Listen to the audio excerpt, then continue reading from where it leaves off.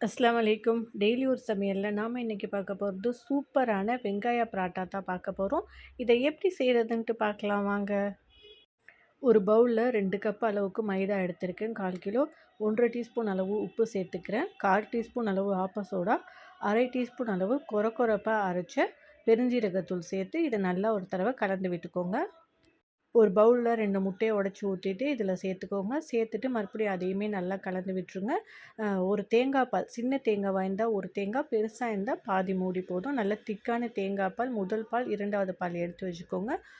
முதல் பால் சேர்த்துட்டு கட்டி இல்லாம நல்லா கலந்து விட்டுக்கலாம். இதுக்கு தேங்காய் பால் தான் முக்கியம்.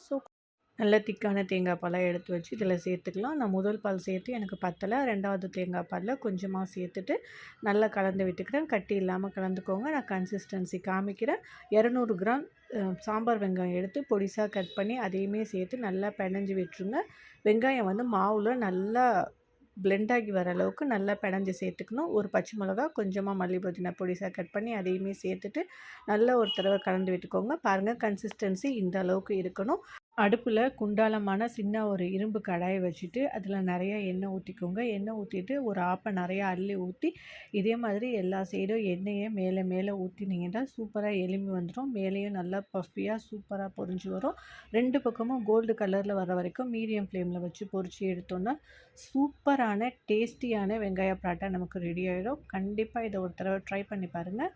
நல்லா எண்ணெய் வடிய விட்டுட்டு எடுத்துருங்க. இது வந்து மட்டன் குழம்பு, சிக்கன் குழம்பு, காடை கிரேவிக்கெலாம் சூப்பராக இருக்கும். நான் இன்றைக்கி காடை செமி கிரேவியோட தான் நான் சர்வ் பண்ணுறேன். கண்டிப்பாக ட்ரை பண்ணி பார்த்துட்டு எப்படி இருந்ததுங்கிறத கமெண்ட் பண்ணுங்கள். இன்ஷா அல்லாஹ் அடுத்த வீடியோவில் பார்க்கலாம். அஸ்ஸலாமு அலைக்கும்.